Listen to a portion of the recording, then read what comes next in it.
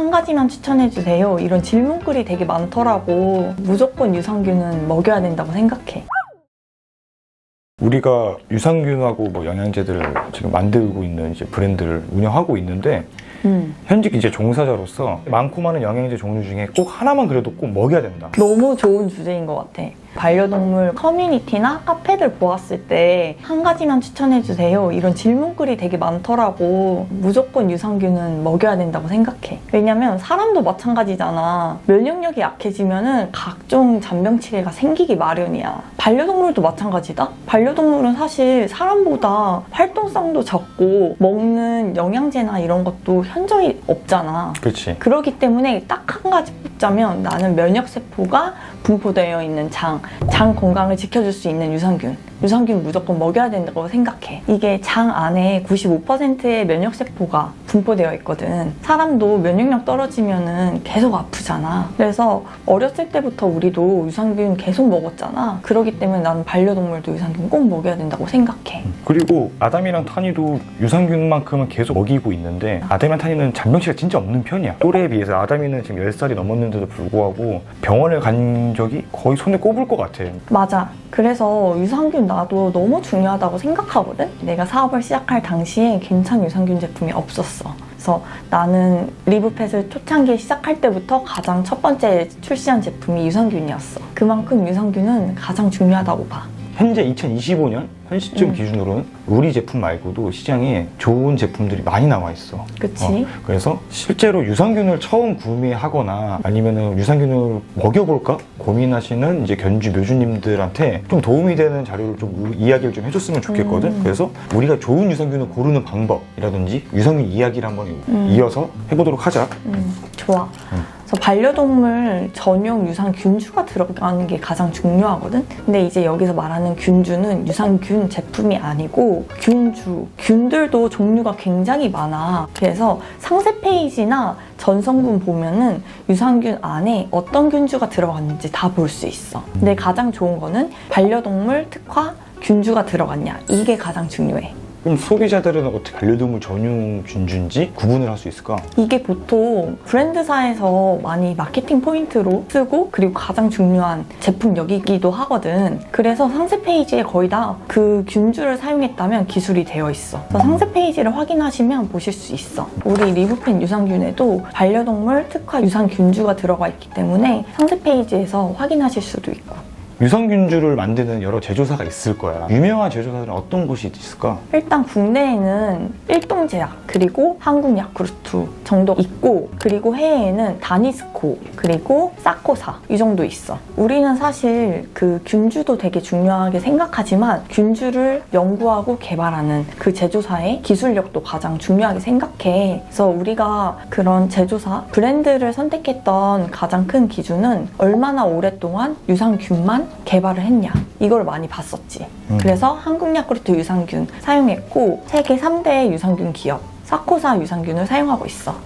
유산균주 외에 또 중요하게 생각하는 포인트들. 두 번째로는 이제 투입균수야. 사실 우리 사람들이 먹는 유산균도 투입균수가 적혀 있거든? 투입균수와 보장균수가 적혀 있어. 이 둘의 차이점부터 이야기를 하고 싶은데 투입균수는 말 그대로 제품을 생산할 당시에 얼마나 많은 균주들을 투입을 했냐 이거고 보장균수는 유통기한이 보통 2년이거든? 2년이 지나고 나서 몇 억 마리의 균을 보장하느냐 이 차이야. 그래서 우리가 가장 중요한 거는 투입균수라고 보면 돼. 왜냐면 보장균수는 2년 후에 살아있는 균의 개수란 말이야. 근데 사실 우리도 유산균을 빨리 제조된 거를 바로 먹지 2년 동안 그렇게 이후에 먹진 않잖아.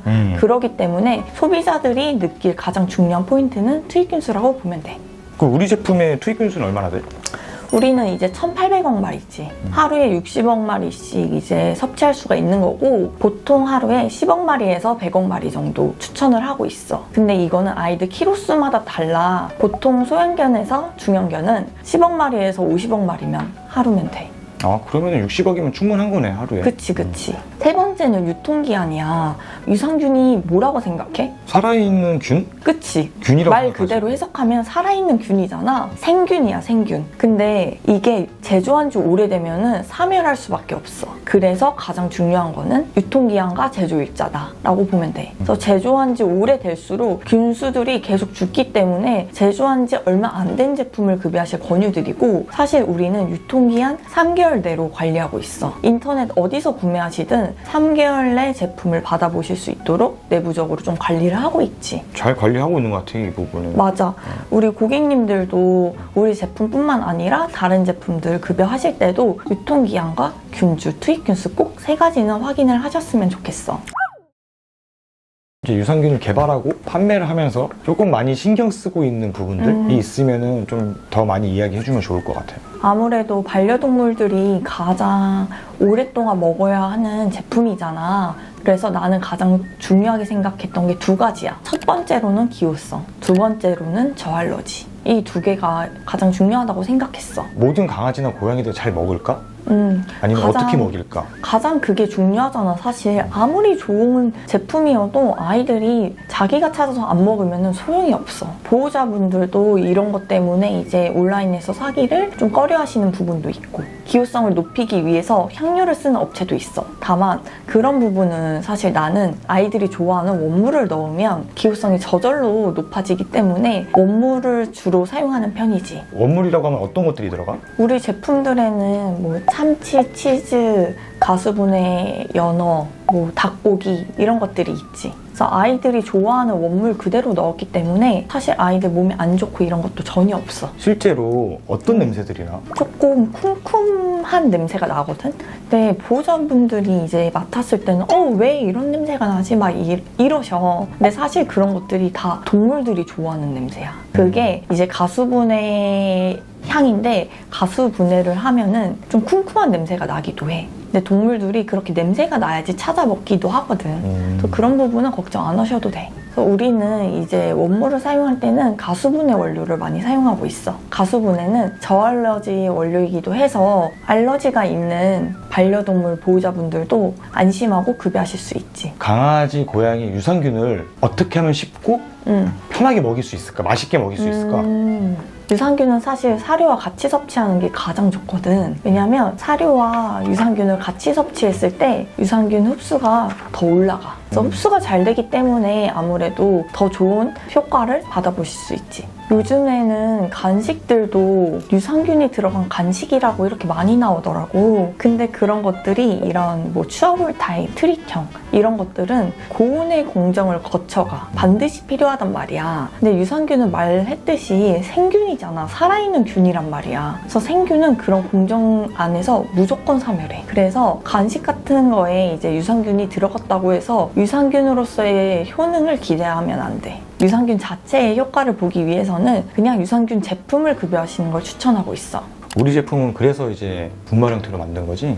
사실 이제 추어볼 타입은 거의 이제 유산균 효과는 그냥 기대 안 하시는 게 좋고, 분말형 타입이 가장 유산균들이 소실되지 않고 생존할 수 있는 환경에서 급여하실 수 있어. 그래서 구매하실 때는 프로바이오틱스, 프리바이오틱스, 유산균 사균체 이 3가지 조합이 들어간 제품을 사시는 게 좋아. 프로바이오틱스 이거는 생균이라고 했잖아. 그리고 프리바이오틱스 이게 유산균의 먹이야. 그래서 장에 도착해서 그 유산균들이 오래 살아갈 수 있도록 먹이 역할을 하는 게 프리바이오틱스야. 그리고 유산균 사균체, 장에 모든 생균들이 도착 안 했을 수도 있어. 그렇기 때문에 아예 처음부터 죽여놓은 균을 넣는 거야. 이 3가지 조합이 있어야지 유산균이 몸에 좋은 효과를 나타낼 수 있다고 봐. 유산균 사균체 같은 경우는 사실 전성분만 보고 확인하시기는 좀 어려워. 그래서 상세 페이지 보셔야 되고, 프리바이오틱스는 이게 식이섬유이거든. 그래서 프락토 올리고당, 뭐 치커리 뿌리 추출물 이런 원료로서 들어갔을 확률이 높아.